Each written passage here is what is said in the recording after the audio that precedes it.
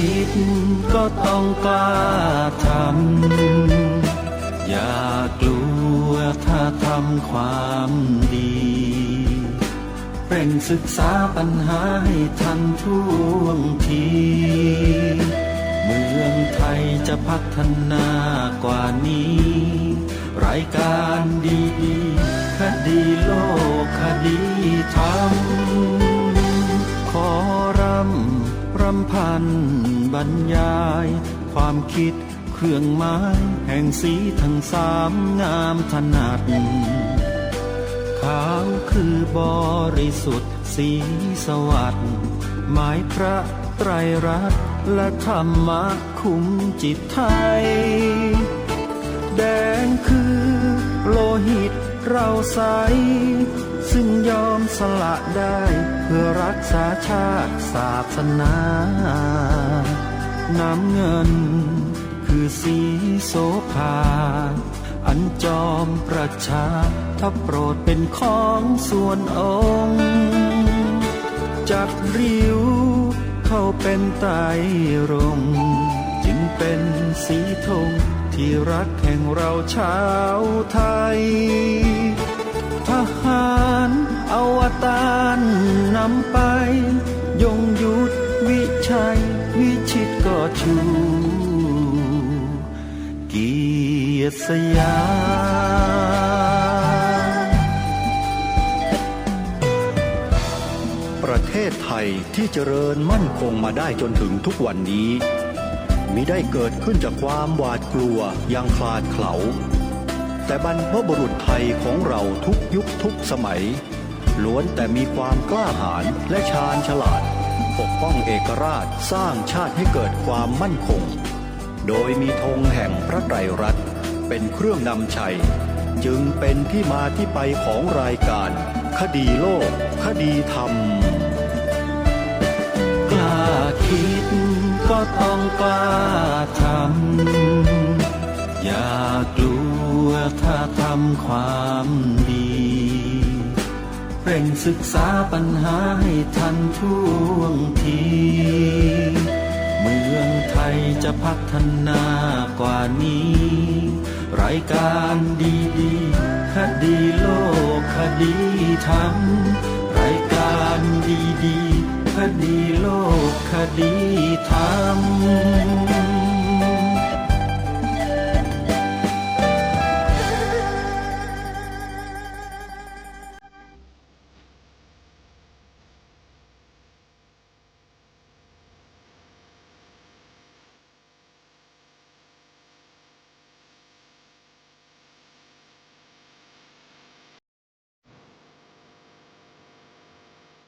ขอ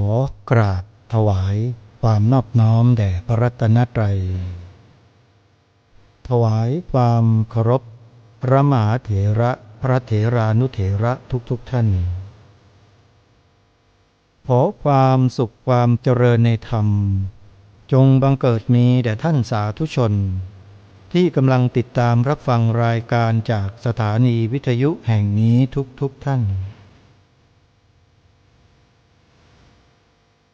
ขอนำท่านผู้ฟังเข้าสู่รายการคดีโลกคดีธรรม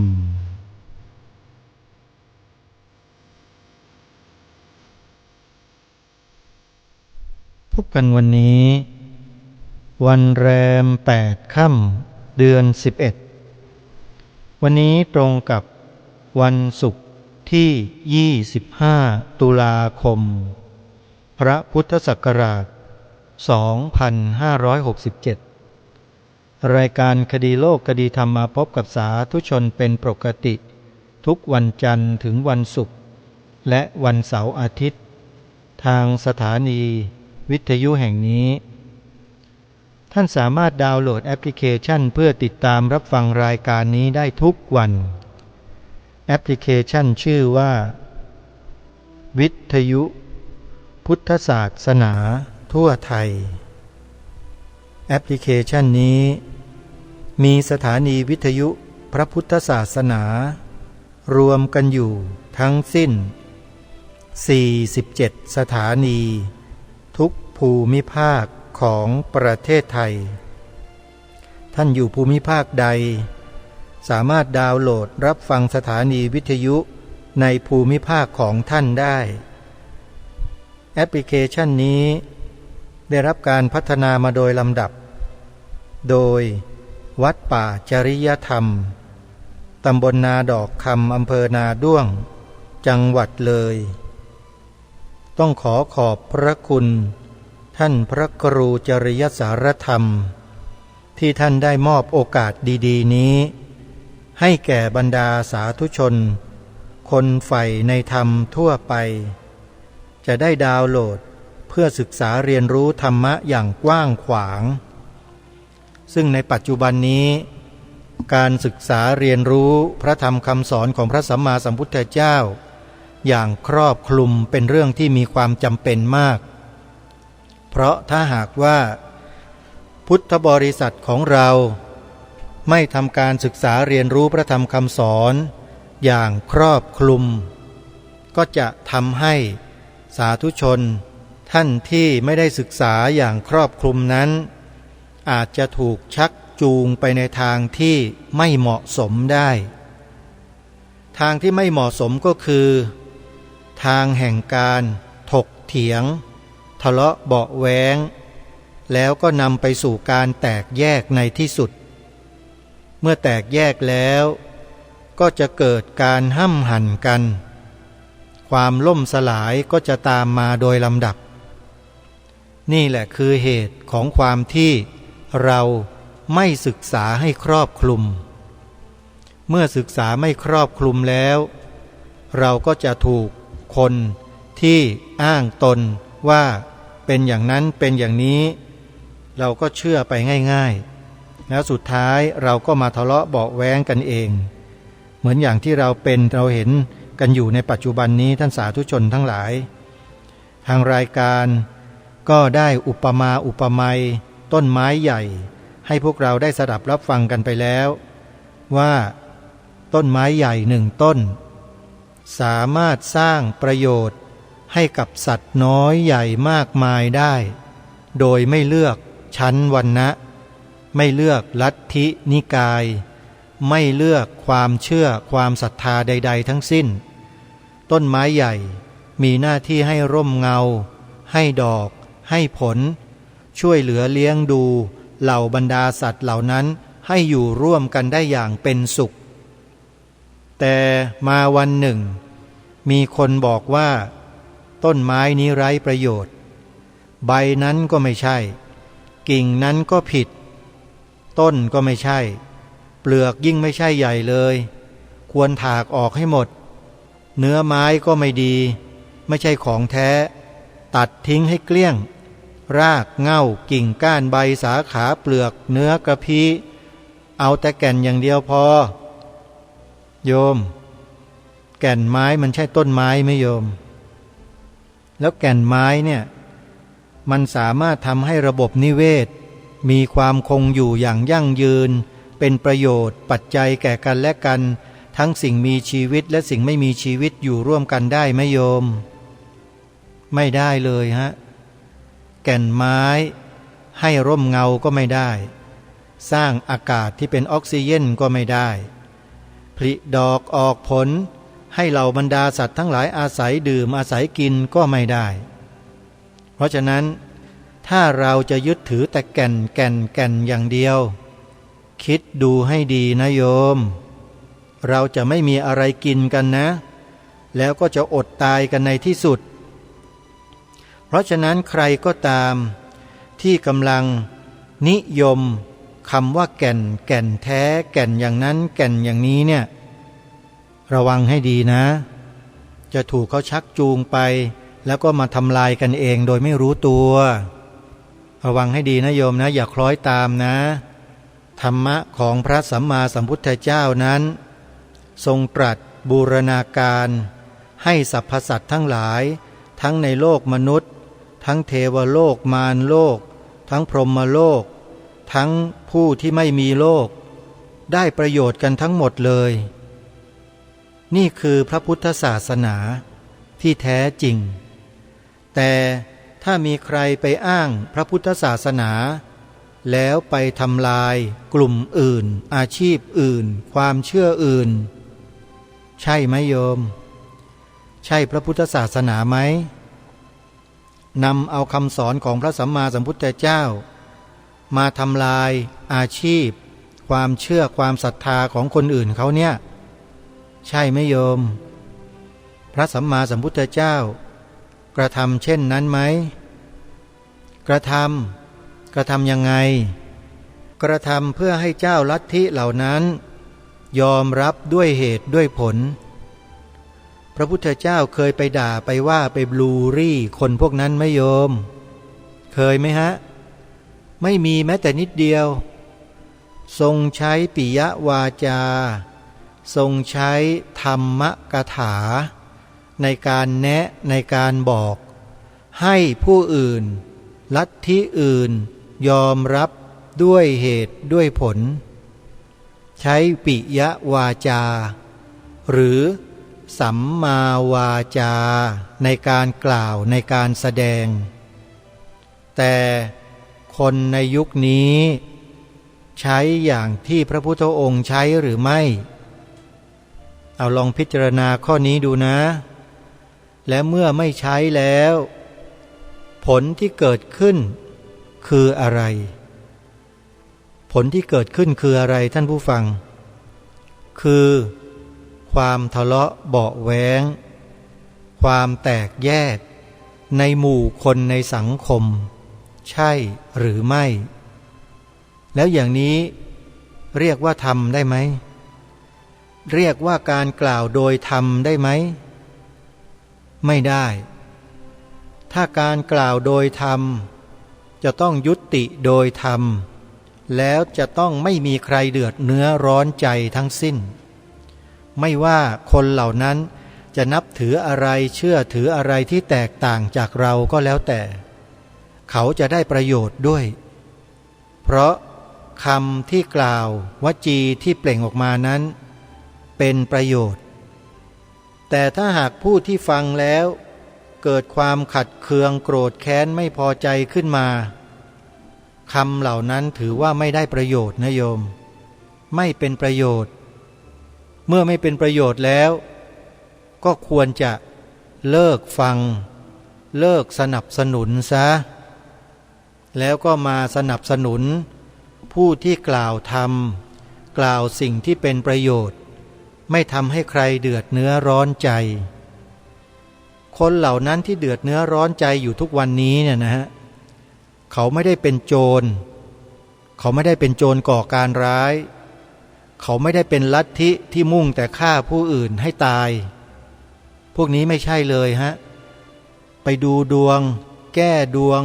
แก้ห่วงจุ้ยไปทรงแนะนำบอกให้ไปทำบุญให้ทานรักษาศีลเจริญภาวนาสอดรับกับพระพุทธศาสนาด้วยเหตุด้วยปัจจัยอันควรไม่ขัดแย้งไม่ทำลายล้างกันเลยแต่คำพูดบางคำพูดของคนบางคนกลับไปทำลายคนเหล่านั้นที่เขามีความเชื่อความศรัทธามีอาชีพของเขาแบบนั้นแล้วมันไม่ได้เป็นความเดือดร้อนถึงขนาดว่าฆ่าคนให้ตายแม้แต่นิดเดียวแต่กลับไปใส่ร้ายสาดเสียเทเสียเขาอย่างเนี้ยอาตมาภาพนะจัดรายการมาเกือบ20 ปีไม่เคยไปด่าไปว่าไปทำลายคนพวกนี้เลยไม่เคยมีเลยโยม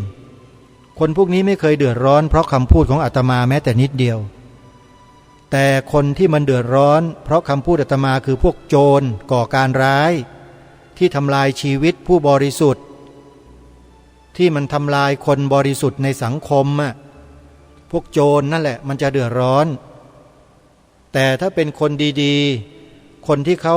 มีอาชีพสุจริตไม่ไปทำลายชีวิตใครไม่ไปหลอกลวงใครให้เดือดร้อนเนี่ย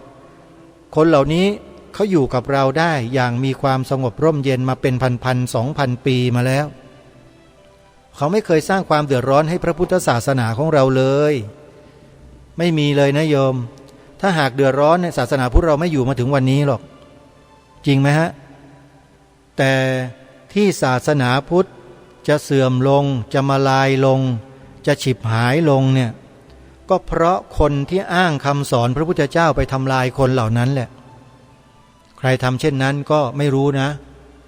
ก็ไปพิจารณาดูกันเองแล้วกันโยมพระสงฆ์ไม่ทำอยู่แล้วโยมไม่ใช่วิสัยพระสงฆ์ท่านไม่เคยที่จะไปแสดงธรรมไปก้าวก่ายไปทำลายอาชีพไปทำลายความเชื่อความศรัทธาของใครถ้าศรัทธานั้นความเชื่อนั้นไม่ได้ไปเบียดเบียนไปทำร้ายทำลายชีวิตใครเนี่ยอาตมาภาพเชื่อว่าพระในประเทศไทยไม่เคยไปพูดทำลายท่านเหล่านี้เลยมีแต่จะแนะแนวทางให้ด้วยปิยวาจาด้วยสัมมาวาจาเขาเชื่อก็เป็นประโยชน์ของเขาไปเขาไม่เชื่อเขาก็ทำของเขาไปเราก็ไม่ไปก้าวก่ายหน้าที่และอาชีพของเขาเลยไม่ใช่วิสัยที่พระสงฆ์จะต้องทำไม่ได้แต่ถ้าใครไปทำอย่างนั้นก็ต้องพิจารณากันดูนะว่าเป็นการสร้างสรรค์หรือว่าเป็นการทำลายอันนี้เป็นสิ่งที่เราต้องพิจารณาให้ละเอียดให้ลึกซึ้งตามที่พระพุทธเจ้าตรัสสอนเรื่องมหาปัฏฐานโยมปัฏฐานหรือปัจจัย24ประการศึกษาให้เข้าใจให้ละเอียดให้ลึกซึ้งแล้วจะไม่มีวันจะไปทำลายใครเลยเพราะพระสัมมาสัมพุทธเจ้าทรงเป็นพระสัพพัญญุตญาณทรงรู้ทุกกระเบียดนิ้วเลยของสรรพสิ่งทั้งหลายทั้งปวงทั้งสิ่งที่เป็นทิพย์สิ่งที่เป็นโลกสิ่งที่เป็นเทวดาอะไรต่างๆพระองค์ทรงทราบหมดเลยวิทยาศาสตร์เนี่ยเรื่องจิ๊บเลยสำหรับพระพุทธเจ้าของเราเนี่ยพระองค์ทรงเห็นควอนตัมมาก่อนนักวิทยาศาสตร์สมัยนี้มาตั้งหลายพันปีมาแล้วโยมที่พูดนี่ไม่ใช่ไปบลูรี่นักวิทยาศาสตร์สายควอนตัมนะนักวิทยาศาสตร์สายควอนตัมเขาพูดเองเขายกย่องพระสัมมาสัมพุทธเจ้าที่พระองค์ทรงตรัสรู้อะไรมากกว่าพวกเขาอีกที่เขาไม่รู้สิ่งที่พวกเขารู้อยู่นะเพียงเล็กน้อยเท่านั้นเองเขาพูดยกย่องพระสัมมาสัมพุทธเจ้าของเราด้วยเหตุนี้ไงทางรายการจึงพยายามบอกกับพวกเราท่านทั้งหลายว่าอย่าไปใช้วาจาพูดทำร้ายจิตใจทำร้ายความรู้สึกของผู้ที่เขามีความศรัทธาที่นอกเหนือไปจากเราเลยโยมถ้าหากว่าศรัทธานั้นคนเหล่านั้นไม่ได้สร้างความเดือดร้อนไม่ได้เบียดเบียนอะไรพวกเราเนี่ยเราไม่ต้องไปพูดให้เขาเดือดร้อนเลยยกเว้นโจรก่อการร้ายฆ่าพระฆ่าคนบริสุทธิ์โยมพูดเข้าไปสิไม่เห็นมีใครพูดเลยพวกธรรมะสายกระโถนน่ะไม่เห็นพูดถึงบ้างพวกนั้นน่ะเลวร้ายเสียยิ่งกว่าคนพวกนี้อีกที่เขามีความเชื่อความศรัทธาช่วยเหลือมนุษย์ด้วยกันในโลกเนี่ยจริงไหมท่านผู้ฟังเนี่ยเอาหลักเหตุหลักผลมาพูดไม่ได้ด่าว่าใครนะท่านว่าจริงไหมลองคิดดูแต่พวกนี้เคยพูดว่าไหมเคยตำหนิเคยพูดถึงบ้างไหมนั่นน่ะทำไมไม่พูดล่ะทำไมไม่พูดเพราะอะไรอาตมาภาพเลยสันนิษฐานว่าเป็นพวกเดียวกันหรือเปล่าปลอมตัวกันเข้ามาไหมเนี่ยแล้วทำไมไม่เห็นว่าพวกเดียวกันเลยล่ะแต่มาว่าพวกเราคือคนไทยด้วยกันนี่แปลกไหมอันนี้ปรารภในเบื้องต้นให้ญาติโยมสาธุชนได้เข้าใจถ้าหากเราจะฟังอะไรก็แล้วแต่ต้องฟังในสิ่งที่ถูกต้องสิ่งที่เป็นปิยวาจาเป็นสัมมาวาจาอย่างสถานีวิทยุที่ทางรายการได้แนะนำให้เราฟังกันเนี่ยเป็นสัมมาวาจาเป็นสัมมาทิฏฐิทั้งนั้นแหละโยมไม่มีมิจฉาทิฏฐิหรอกแต่คนบางคนที่อ้างตัวเองว่าเป็นสัมมาทิฏฐิบอกว่าธรรมะที่พระพุทธเจ้าตรัสสอนมีเท่านี้เท่ากระโถนใบเล็กๆที่เขาถืออยู่เท่านี้อะไรอย่างเงี้ยนะอุปมาอุปไมยแต่จริงๆไม่ใช่เท่านั้นหรอกโอ้โหถ้าใครมาศึกษาคำสอนพระสัมมาสัมพุทธเจ้าเนี่ยจะรู้เลยว่ากว้างใหญ่ไพศาลครอบคลุมจักรวาลหมดเกลี้ยงไม่มีเหลือเลยวิชาอะไรล่ะท่านปัจจัย24เคยเรียนไหมโยมเคยศึกษาเคยทำความเข้าใจปัจจัย24มหาปัฏฐานหรือเปล่าโยมไปหยิบตำรับตำรามหาปัฏฐานมานั่งอ่านดูสิแล้วถ้าโยมอ่านรู้เรื่องนะโยมช่วยบอกด้วยอาตมาจะได้ไปเรียนกับโยม โยมคนไหนที่ไม่ได้ศึกษาเล่าเรียนมาก่อนแล้วบอกไปอ่านคัมภีร์มหาปฐานแล้วเข้าใจหมดอ่ะบอกด้วยเด้อโยมอาตมาจะได้ขอไปเรียนด้วยแปลว่าเก่งมากเลยอาตมาภาพนั่งเรียนมหาปฐานมา2 ปีเนี่ยอาตมาภาพยังไม่กล้าสอบเลยโยมเพราะยังไม่มั่นใจตัวเองโอ้โหละเอียดสุขุมคัมภีรภาพสุดๆมหาปฐานของพระสัมมาสัมพุทธเจ้าที่ตรัสรู้เนี่ยเป็นเรื่องธรรมชาติเป็นเรื่องธรรมชาติที่มีอยู่จริงในจักรวาลทั้งปวงพระพุทธองค์ทรงเป็นผู้รู้แต่เพียงผู้เดียวแล้วทรงถ่ายทอดวิชาสุดยอดนี้ให้แก่เหล่าบรรดามนุษย์เรามีมนุษย์พระอย่างอาตมานี่แหละได้เรียนก่อนเพื่อนเลยโยมพระสงฆ์ฮะเพราะอยู่ใกล้ชิดกับตำราพระไตรปิฎกคัมภีร์พระวินัยพระสูตรพระอภิธรรมประเรียนธรรม9 ประโยคก็แปลพระอภิธรรมมัตตสังฆหาวิภาวินีนี่แหละโยมเป็นคัมภีร์ดีกาเลยแหละประเรียนธรรม9 ประโยคนะไม่ธรรมดานะโยมประเรียน8นี่ก็แปลวิสุทธิมรรคประเรียน7ประเรียน6ประเรียน5อะไรต่างๆเนี่ยก็มีสุมังคละวิลาสินีสมันตปาสาธิกาต่างๆเหล่านี้เป็นคัมภีร์แปลทั้งนั้นให้ฝึกให้แปลให้เขียนให้เรียนให้อ่านนะให้เข้าใจกันพระสงฆ์เราเรียนอยู่ใกล้ชิดกับตำรับตำราคัมภีร์ทางพระพุทธศาสนากันส่วนมากในประเทศเนี่ยโยมแล้วพระสงฆ์เหล่านี้ก็ไม่เคยไปทำลายทำร้ายความเชื่อความศรัทธาของญาติโยมพุทธบริษัทก็ดีหรือไม่ใช่พุทธบริษัทก็ตามอาชีพที่เขาประกอบทำมาหากินอยู่อะไรที่มันสามารถเดินไปด้วยกันได้อย่างไม่ขัดแย้งกัน 2,000 กว่าปีที่เราพาเดินกันมาประชาชนคนไทยทั้งประเทศเราเดินกันมาด้วยดีอยู่แล้วนะแต่ตอนนี้บางคนบางท่านบางความเชื่อกลับถูกสะดุดนะมีคนเอาตีนมาสะดุดตีนของท่านเดี๋ยวตีนท่านก็กระดกขึ้นไปโดนเข้าขึ้นมาแล้วมันจะยุ่งนะโยมเนี่ยขออภัยขอเข้ามาครูบาอาจารย์ด้วยนะครับที่ใช้ภาษาไทยๆนะฮะเนี่ยมันเป็นอย่างนี้จริงๆแล้วสักวันเถอะเดี๋ยวมันจะมีการสะดุดกันขึ้นมาแล้วสะดุดกลับแล้วมันสะดุดกลับแรงซะด้วยสิเพราะอะไรมันมีหลายตีนไงฮะขออภัยนะที่ใช้คำนี้มันชัดเจนดีมันแรงดีโยมโอ้ยเขาใช้คำแรงกว่าอาตมาอีกใช่ไหมถ้าโยมว่าอาตมาหยาบแล้วโยมไปฟังสิคนที่กำลังดังๆอยู่นั่นหยาบกว่าอาตมาหรือเปล่าอ้าวลองไปฟังดูนะนั่นแหละอาตมาถึงว่าไม่กล้าจะพูดสักเท่าไหร่หรอกนานๆจะพูดทีนึงโยมก็อย่าว่าอาตมานะก็ขอให้พวกเราตั้งสติให้ดีนะศึกษาเรียนรู้จากครูบาอาจารย์ของเราที่ท่านเรียนรู้มานี่แหละที่มีปรากฏแสดงกันอยู่กล่าวกันอยู่ในสถานีวิทยุพระพุทธศาสนาคลื่นต่างๆนี่แหละโยมมีอยู่ตั้ง100 กว่าสถานีนะทั่วประเทศไทยเนี่ยแต่ที่เข้ามาสู่ระบบแอปพลิเคชันวิทยุพุทธศาสนาทั่วไทยตอนนี้มีอยู่ไม่ถึง50 สถานีเกือบนะเกือบประมาณ47 สถานีแล้วก็รออยู่นะรอสถานีที่เหลือก็จะเข้ามาอยู่ร่วมกันตรงนี้แล้วก็มาให้ธรรมะกับญาติโยม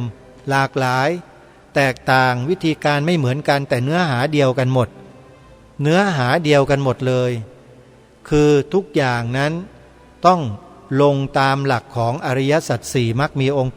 8หรือที่เรียกว่าโพธิปักขิยธรรม37ประการนี้โยมส่วนไอ้ที่มันงอกเงยมาบ้างเนี่ยอย่าไปสนใจเลยโยมปล่อยมันไปเถอะมัวแต่ไปนั่งตัดมันอยู่ก็ตัดไม่หมดหรอกมันเป็นเรื่องที่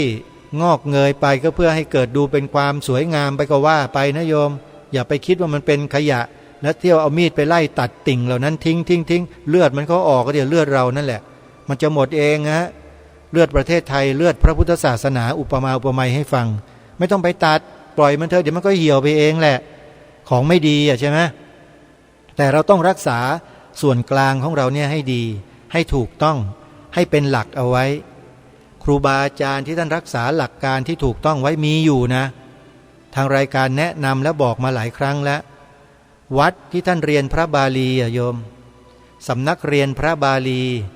สำนักเรียนพระปริยัติธรรมทั้งหลายทั้งปวงในประเทศไทยตามวัดตามวาอารามต่างๆเนี่ยโยมนั่นแหละคือเถรวาทโดยแท้นั่นคือเถรวาทแต่ถ้าคน บางประเภทไม่ใช่เถรวาทแต่เขาอ้างว่าเป็นเถรวาทแต่จริงๆแล้วพวกนี้ก็คือโถนรวาทไม่ใช่เถระไม่ใช่เถระนะฮะโถนนวาทโถนวาทนะโยมไปแปลเอาเองนะอาตมานี่ตั้งฉายาให้คนพวกนี้โถนนวาทนะไม่ใช่เถรวาทแต่เป็นโถนนวาทแล้วดูสิกล่าวมาแต่ละคำพูดมาแต่ละอย่างเนี่ยดูเหมือนจะดีนะใครๆฟังก็เคลิบเคลิ้มว่ามันถูกหลักถูกเกณฑ์ถูกเหตุถูกผลแต่ลึกๆแล้วไม่ใช่เช่นนั้นเลยฮะไม่ใช่เลยหลักแบบนั้นใครๆก็พูดได้นำหลักมากล่าวมาอ้างมาแสดงแต่ไม่ได้หมายความว่าจะให้เอาหลักนั้นมาทำลายหลักอื่นๆที่เล็กกว่าที่ด้อยกว่าแล้วกล่าวหาว่าพระพุทธเจ้าไม่ได้ตรัสไม่ได้แสดงเรื่องการระลึกชาติได้เนี่ยโยมว่าพระพุทธเจ้าตรัสแสดงไหมโยมมีไหมโยมเรื่องของการทำนายการเดาการอะไรต่างๆการใช้อิทธิฤทธิปาฏิหาริย์พระพุทธเจ้าตรัสไว้ไหมโยมมีไหมโยมตรัสไว้ทั้งนั้นเลยแต่พระพุทธองค์ไม่ได้ให้มาทำลายสิ่งเหล่านี้หรือบอกว่ายกเลิกไม่ต้องเรียนไม่ต้องรู้ไม่ต้องดูไม่ต้องทำไม่ต้องฝึกไม่ต้องปฏิบัติไม่ต้องเอาเยี่ยงเอาอย่างไม่เคยมีฮะไม่เคยตรัสเช่นนั้นเลยเพียงแต่ตรัสบอกเปรียบเทียบเคียงให้เห็นแล้วบอกว่าสิ่งเหล่านี้นะเมื่อดำเนินไปแล้วจะเป็นอย่างนี้ได้ผลอย่างนี้ให้ผลในภพชาติต่อไปแบบนี้และถ้ากระทำแบบนี้ก็จะสิ้นภพสิ้นชาติแบบนี้นะไม่เคยนำเอาสิ่งที่สูงสุดดีที่สุดไปเบียดเบียนสิ่งที่ด้อยกว่าไม่มีพระเจ้าตรัสแสดงธรรมไปโดยลำดับโยมทานศีลสวรรค์อาทีนวะโทษของสวรรค์แล้วก็เนกขัมมะคือการออกบวชการเว้นทั้งหลายทั้งปวงพระพุทธเจ้าไม่ได้บังคับให้ใครทำเช่นนั้นไม่ได้บังคับ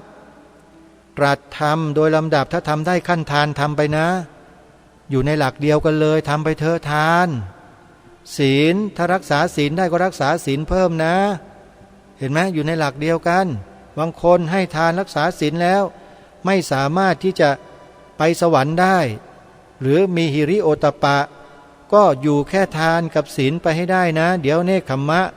เดี๋ยวสวรรค์และความสุขก็จะได้ขึ้นมาเองจากนั้นพระพุทธองค์ก็ตรัสถึงโทษของสวรรค์ให้ฟังนี่เริ่มแล้วเริ่มให้เห็นโทษแต่ไม่ใช่ด่าเสียหายเสียสัสาดเสียเทศาสเทเสียอย่างนี้ไม่ใช่ด่าแบบไม่มีชิ้นดีเลยไม่ใช่นะโยมไม่มีเลยพระพุทธเจ้าไม่เคยใช้พระโอษฐ์ของพระองค์ตรัสพระวาจาเช่นนี้ไม่มีเลยสอนด้วยปิยวาจาทั้งสิ้นพอถึงเนกขัมมะแล้วเห็นโทษแล้วทีนี้ก็ทรงตรัสถึงอานิสงส์ของการออกบวชคือเนกขัมมานิสังสะเห็นไหมฮะตรัสไปโดยลำดับด้วยปิยวาจาไม่ทำให้ผู้ฟังนั้นเกิดความเสียหายทางด้านจิตใจเสียหายทางด้านอาชีพเสียหายทางด้านชีวิตเสียหายทางความรู้สึกไม่มีเลยแล้วทำไมไม่เอาอย่างพระพุทธเจ้าแปลว่ามันไม่ใช่ลูกศิษย์พระพุทธเจ้าจริงปลอมมาธรรมะใครก็กล่าวใครก็พูดได้ถ้าเรียนมาถ้าท่องมาเนี่ยโยมอย่างคล่องแคล่วคล่องปากเนี่ยทำไมจะพูดไม่ได้พูดได้ทั้งนั้นแหละแต่เราเรียนพระพุทธศาสนาหรือวิชาพระพุทธศาสนาเนี่ยเราไม่ได้เรียนเพื่อท่องจำและเอามาพูดโจมตีคนนู้นคนนี้ไม่มีโยมเราไม่ได้ทำอย่างนั้นแต่เรียนเพื่อให้เกิดความรู้ความเข้าใจเพื่อให้ใจของเรานั้นขัดเกลาใจของตัวเองขัดให้มันขาวให้มันสะอาดเพื่อหนทางข้างหน้าที่เราเดินไปเนี่ยจะได้เดินไปอย่างราบรื่นไม่ทุกข์ไม่เดือดไม่ร้อนก็จะได้สบายอยู่ในภพภูมิที่ดีไม่เชื่ออีกคนพวกนั้นน่ะพวกโถนวาทน่ะไม่ค่อยเชื่อหรอกโยม นะไม่ค่อยเชื่อเรื่องนรกไม่ค่อยเชื่อเรื่องสวรรค์หรอกนะเรื่องของศาสนพิธีต่างๆก็เหมือนกันพวกนี้ก็ไม่ค่อยสนใจไม่เชื่อบอกว่าไม่ใช่อย่างนู้นอย่างนี้ปฏิเสธอย่างเดียวก็ไม่เป็นไรโยมนะก็คอยดูกันต่อไปนะโบราณเขาบอกว่าระยะทางพิสูจน์ม้าการเวลาพิสูจน์คนเมื่อเขาเป็นคนเราก็ต้องให้เวลาคนพิสูจน์ตัวเองไปเรื่อยๆแล้วสักวันก็จะรู้เองเหมือนอย่างท่านววชิระเมธีตอนเนี้ยท่านก็กำลังให้เราพิสูจน์ตัวท่านเองกันอยู่ว่าตัวท่านเองนั้นเป็นยังไงมาดีเลยนะขี่เมฆมาเลยนะววชิระเมธีเนี่ยขี่มาสวยงามมากสุดท้ายถูกใครไม่รู้เหวี่ยงเอาเชือกคาวบอยแขวนคอดึงตกลงมาบนดินตอนนี้ตุบตับตุบตับตุบตับกันใหญ่เลยอุปมาให้ฟังเฉยๆโยมไม่ได้หมายถึงไปทำท่านอย่างนั้นหรอกอุปมาให้ฟังเห็นไหมโยมพอถึงจุดหนึ่งถึงเวลาหนึ่งเนี่ยเมื่อกรรมมันให้ผลนะโยมนะมันก็ต้องยอมรับว่ากรรมมันให้ผลเช่นนั้นจะไปตีอกชกตัวจะไปว่าจะไปด่าไปตำหนิไปเสียดสีอะไรใครเขาก็ไม่ควรนะก็ควรจะยอมรับความจริงแล้วก็แก้ไขอันนี้เป็นบัณฑิตแท้นะโยมนี่คือบัณฑิตแท้นะเพราะฉะนั้นเมื่อเราจะดูจะฟังอะไรในสังคมยุคในปัจจุบันนี้ต้องระมัดระวังกันให้มากๆนะโยมนะมันไหลไปได้ง่ายๆเลยนะไหลไปกันแบบกู่ไม่กลับก็มีเยอะเลยเนี่ยน่ากลัวมากเลยสังคม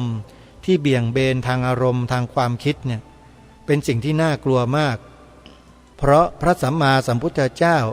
ตรัสเรื่องของความคิดเรื่องของจิตเนี่ยไว้เป็นที่หนึ่งเลยว่าเป็นสิ่งที่มีความสำคัญที่สุดมนุษย์เราเท่านั้นที่สามารถฝึกจิตของเราที่แข็งกระด้างเนี่ยให้อ่อนโยนลงได้อ่อนโยนได้เลยโยมทำด้วยอะไรด้วยไตรสิกขาไตรสิกขาเป็นยังไงก็มีการให้ทานรักษาศีลเจริญภาวนาโยมมี Google มีโทรศัพท์มี YouTube โยมไปเปิดหาอ่านเอาเองนะโยมนะ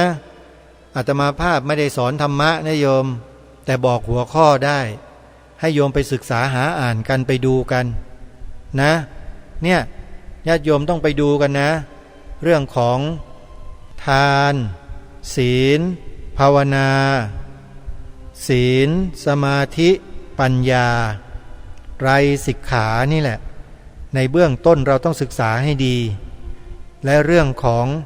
พระพุทธพระธรรมพระสงฆ์ที่รวมลงเป็นพระรัตนตรัยแก้ว3ประการนี้ก็เหมือนกันไปศึกษาให้ละเอียด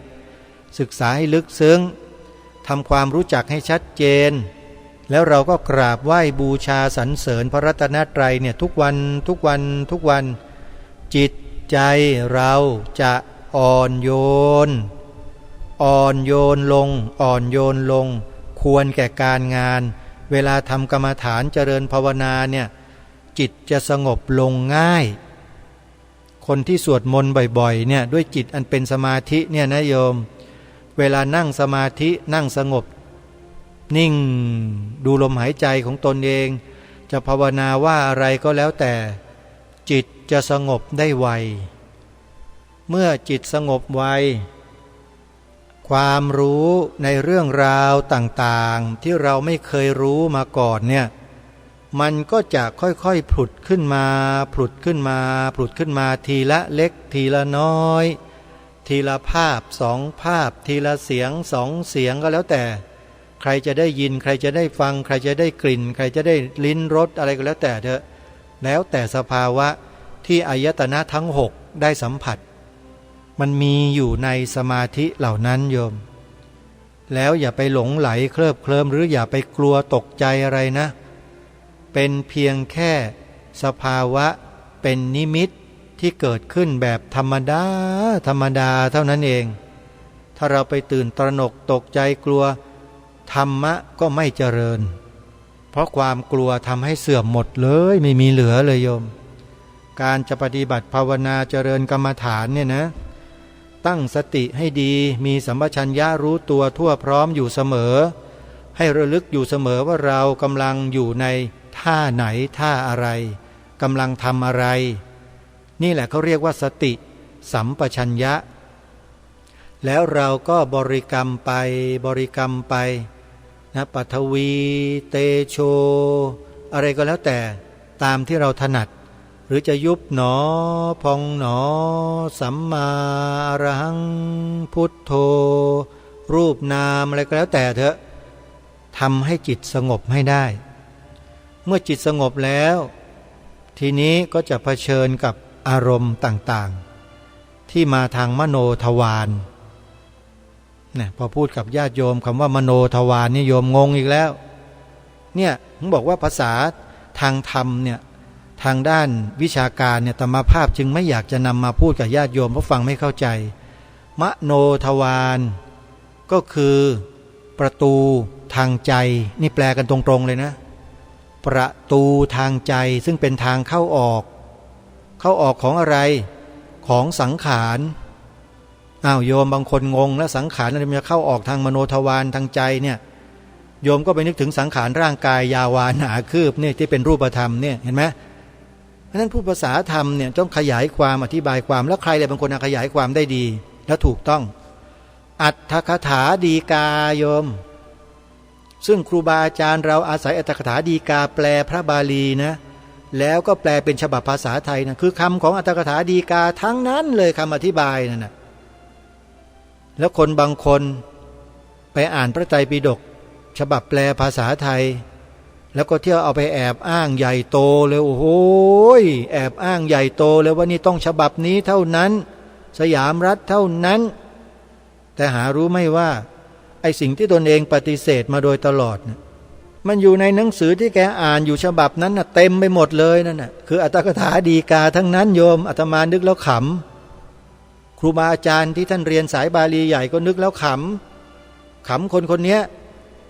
แต่ประชาชนทั่วๆไปทั้งบ้านทั้งเมืองเนี่ยไม่รู้กี่สิบล้านคนนี่ไม่รู้เรื่องเลยเพราะไม่ได้ศึกษามาอย่างพระไง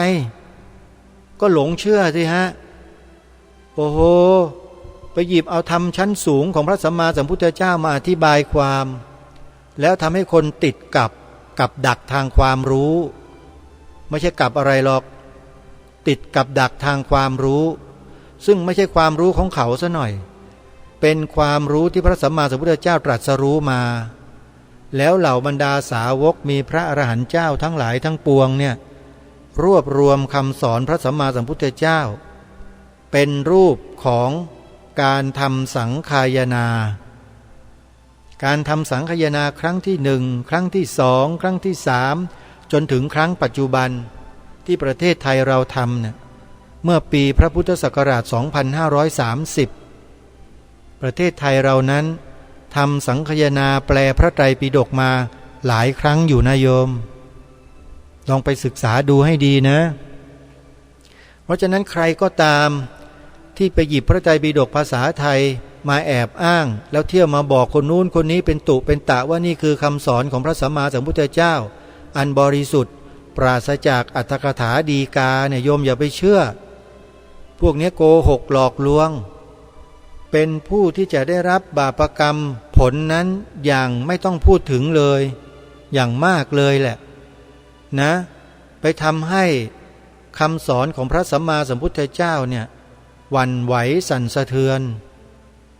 อัตถกถาดีกานั้นคือเหล่าบรรดาสาวกของพระสัมมาสัมพุทธเจ้าที่เป็นอสีติมหาสาวกกันแทบจะทั้งนั้นเลย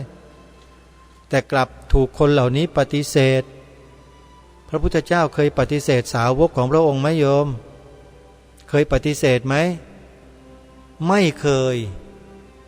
และที่พระสารีบุตรได้นำพุทธวจนะที่พระสัมมาสัมพุทธเจ้าตรัสแสดงนั้นไปขยายความออกไปให้หมู่ชนนั้นได้เกิดความรู้ความเข้าใจในคำสอนของพระสัมมาสัมพุทธเจ้านะโยมศรัทธาพระสารีบุตรไหมโยมมั่นใจในพระสารีบุตรไหม พระพุทธเจ้าเนี่ยทรงรับรองพระสารีบุตรนะถ้าตถาคตจะตรัสแสดงธรรมก็จะตรัสอย่างที่พระสารีบุตรตรัสทุกอย่างทุกประการเลยเห็นไหมฮะพระสารีบุตรนั่นคืออรรถกถานะโยมเพราะฉะนั้นคนที่ปฏิเสธอรรถกถาก็คือคนที่ปฏิเสธพระอัคคสาวกเบื้องขวาของพระสัมมาสัมพุทธเจ้าคือพระสารีบุตรเป็นต้นแล้วโยมยังเชื่อกันอยู่เหรอเชื่อต่อไปเถอะไม่ว่าถ้าต้องการจะเดินตามเข้าไปพาไปไหนไม่รู้นะตัวใครก็ตัวใครนะโยมอาตมาไม่เอาด้วยหรอกนะพระวินัย227ข้อก็ไปลดเหลือซะ150ข้ออย่างเงี้ยมันเป็นศาสนาใหม่เป็นศาสดาใหม่ไปแล้วนะไม่ใช่พระสัมมาสัมพุทธเจ้าของเราแล้วโยมใครที่เดินตามอยู่ก็ขอเตือนขอบอกไว้นะโยมนะพระที่ท่านมีการศึกษาเล่าเรียนที่รู้กว่าดีกว่าแล้วถูกต้องอย่างแท้จริงมีอยู่ในสังคมไทยเรานี่อย่างวัดจากแดงสมุทรปราการที่พระประแดงโยมไปดิใครอยากจะเรียนพระธรรมคำสอนอย่างละเอียดลึกซึ้งอยากจะอ่านพระไตรปิฎกที่เป็นภาษาบาลีได้ด้วยตนเองไปเรียนสิฮะวัดจากแดงโยมเขาเปิดรับหมดเลยไม่เคยเว้นไม่เคยจำกัดด้วยว่าจำนวนเท่าไหร่มาได้เท่าไหร่รับหมดเลยวัดจากแดงอำเภอพระประแดงจังหวัดสมุทรปราการโยมอาตมาประกาศให้เลยนะขอให้กล้าไปหน่อยเถอะที่วัดจากแดงนี่อ้าแขนรับทันทีเลยแต่ไม่ใช่ไปเพื่อไปทดสอบไปทดลองเขานะเดี๋ยวก็โดนยันออกมาไม่ทันนั่นน่ะอย่าไปทดลองกับบัณฑิตนะโยมนะท่านไม่ใช่พระที่จะต้องมาให้ญาติโยมไปทดสอบทดลองนั่นน่ะพระเหล่านั้นน่ะท่านเรียนจริงเอาชีวิตเป็นเดิมพันกันทั้งนั้นแล้วท่านก็ว่าตามหลักของเถรวาทแท้ๆเต็มเลยวัดจากแดงอำเภอพระประแดงจังหวัดสมุทรปราการเวลานั่งรถไปเนี่ยก็จะข้ามสะพานคลองลัดโพโยมรู้จักใช่ไหมคลองลัดโพที่สมุทรปราการน่ะซึ่งเป็นโครงการตามแนวพระราชดำริของพระบาทสมเด็จพระเจ้าอยู่หัวรัชกาลที่9นะฮะข้ามคลองลัดโพไปจนกระทั่งไปถึงนู่นน่ะวัดทรงธรรมเลยไปอีกหน่อยหนึ่งก็จะถึงแล้ววัดจากแดงอยู่ขวามือถนนเพชรหึงโยมชื่อถนนเขาโยมพิมพ์คำว่าวัดจากแดงก็สามารถใช้แผนที่ค้นหาเส้นทางไปได้ถูกอย่างสบายแล้วถ้าหากเรียนไม่ไหวโยมก็สนับสนุนพระสงฆ์สามเณรที่ท่านตั้งใจเรียนด้วยชีวิตก็ได้โยมวัดจากแดงเนี่ยมีพระสงฆ์สามเณรเนี่ยทุ่มเทการศึกษาเล่าเรียนพระบาลีตถาฎีกาอย่างมากมายเลยแล้วโยมจะได้บุญมากแต่ถ้าโยมไปส่งเสริมพวกโถนวาทพวกโถนวาทนะไม่ใช่เถรวาทนะโยมไปส่งเสริมพวกโถนวาทเนี่ยโยมลองคิดดูสิมันเป็นยังไงล่ะประเทศไทยจะเป็นยังไงถ้าส่งเสริมกันเยอะๆมากๆบ้านเมืองนี้จะอยู่กันอย่างสงบร่มเย็นกันไหมแล้วผู้ที่ประกอบอาชีพที่สุจริตทั้งหลายทั้งปวงไม่ได้ไปขายเหล้าขายยาบ้ายาม้าแต่ประกอบอาชีพทางความเชื่อความศรัทธาของแต่ละคนแต่ละหมู่แต่ละเหล่าเนี่ยเขาจะอยู่กันยังไงโจรขโมยมันไม่ได้เต็มบ้านเต็มเมืองเหรอทำกันอยู่แบบนั้นน่ะ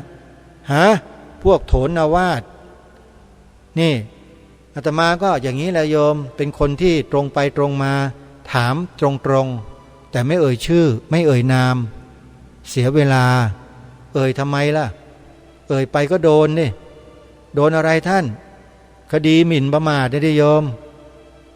ต้องระวังด้วยเวลาพูดจาอะไรเนี่ยโยมอาตมาก็ต้องระวังจะไปเอ่ยชื่อเต็มไม่ได้ตั้งฉายาว่าโถนวาทนี่ก็พอแล้วแค่นี้ก็คิดว่าญาติโยมพุทธบริษัทของเราผู้มีสติปัญญาก็พอจะทราบดีอยู่แล้วล่ะว่าอาตมาภาพหมายถึงใครหมายถึงกลุ่มไหนนะอันนี้ก็ขอให้พวกเราทุกท่านทุกคนนั้นจงตั้งสติมีสัมปชัญญะในการฟัง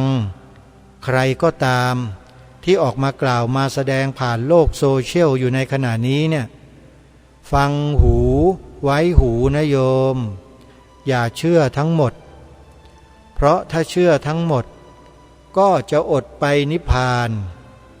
ไม่ได้ไปนานเลยแหละนู้นตกไปอยู่ลึกมากเลยโยมอันนี้ไม่ได้ข่มขู่นะพูดตามหลักการนะโยมใครที่ใช้วาจาสร้างความแตกแยกให้แก่หมู่คนในสังคมเนี่ยพวกนี้บาปหนักมากโยมหนักมากทำให้มนุษย์ทำให้คนในสังคมทะเลาะเบาะแว้งกันเนี่ยหนักจริงๆเข้าข่ายอนันตริยกรรมเลยนั่นน่ะอย่าทำเป็นเล่นไปนะโยมอาตมาภาพไม่ได้พูดเล่นนะเรื่องพวกนี้ไม่ใช่เล่นนะโยมเป็นเรื่องที่มีอยู่จริงและมันเป็นผลเกิดผลได้จริงนะโยมทำให้เกิดความแตกแยกกันในหมู่พุทธบริษัทเนี่ยยิ่งหนักเลยบาปเนี่ยทุกวันนี้กำลังทำกันอยู่ใครเป็นใครยังไงก็ไปดูเอาอาตมาไม่เอ่ยชื่อนะไม่เอ่ยชื่อนะฮะตั้งฉายาให้เฉยๆพวกโถนนวาทโถนนวาทนะของเราประเทศเรามีแต่เถรวาทโยมที่ถูกต้องที่สุดแล้วดีแล้วประเสริฐแล้วรักษาพระศาสนามาได้ 2,600 กว่าปีแล้วโยมเถรวาทแต่ณบัดนี้โถนนวาทเกิดขึ้นแล้วจะมาแข่งดีกับเถรวาทของเราไม่ทำอะไรเขาหรอกแต่บอกให้พวกเราระวังเขาไว้อย่าไปหลงเชื่ออะไรที่เขากล่าวออกมาทำให้เกิดความร้าวฉานแตกแยกคำใดที่ทำให้เกิดความร้าวฉานทะเลาะเบาะแว้งแตกแยกโยมโยนทิ้งให้หมดนำเอาสิ่งดีๆเฉยๆพอได้ไม่เป็นไรนะสิ่งไหนดีก็รับมาแล้วเราก็นำมาปฏิบัติให้เกิดสิ่งที่ดีแต่อะไรที่เป็นตัวอย่างไม่ดีอย่าไปรับของเขามาแล้วก็มาทำต่อให้เขาบาปนะบาปนะบอกไว้ก่อนนะว่าบาปมากนะโยมนะเอาละนักศึกษาทุกชนวันนี้ว่าจะตั้งใจนำบทความในหนังสือพุทธศาสนสุวรรณภูมิปกรณ์ที่ค้างไว้มาอ่านต่อให้พวกเราได้ฟังกันนะพอพูดถึงเรื่องนี้มาทีไรก็ติดลมทุกทีหมดเวลาทุกทีมันเป็นอะไรกันก็ไม่ทราบเหมือนกันเร็วเหลือเกินนาฬิกาเนี่ยเดินกันเร็วจังช้ากว่านี้กันไม่ได้หรือยังไงก็ไม่ทราบนาฬิกานะไวมากเลยโยมแต่มาพูดยังไม่ทันเท่าไรเลยหมดซะแล้วไม่เป็นไรโยมเดี๋ยวพรุ่งนี้นะพรุ่งนี้วันเสาร์มาติดตามรับฟังกันต่อสำหรับวันนี้เวลาหมดลงแล้วต้องขอสมมุติยุติรายการไว้แต่เพียงเท่านี้ขอความสุขความสวัสดีในธรรมแห่งองค์สมเด็จพระบรมศาสดาสัมมาสัมพุทธเจ้าจงปรากฏเกิดมีขึ้นในจิตใจของท่านผู้ฟังทุกท่านทุกคนเทินขอเจริญพรกล้าคิดก็ต้องกล้าทำอย่ากลัวถ้าทำความดีเร่งศึกษาปัญหาให้ทันท่วงทีเมืองไทยจะพัฒนากว่านี้รายการดีๆคดีโลกคดีธรรมขอรำพันบรรยายความคิดเครื่องหมายแห่งสีทั้งสามงามถนัดขาวคือบริสุทธิ์สีสวัสดิ์หมายพระไตรรัตน์และธรรมะคุ้มจิตไทยแดงคือโลหิตเราใสซึ่งยอมสละได้เพื่อรักษาชาติศาสนาน้ำเงินคือสีโสภาอันจอมประชาถ้าโปรดเป็นของส่วนองค์จัดริ้วเข้าเป็นไตรรงค์จึงเป็นสีธงที่รักแห่งเราชาวไทยทหารอวตารนำไปยงยุทธวิชัยวิชิตก็ชูเกียรติสยาม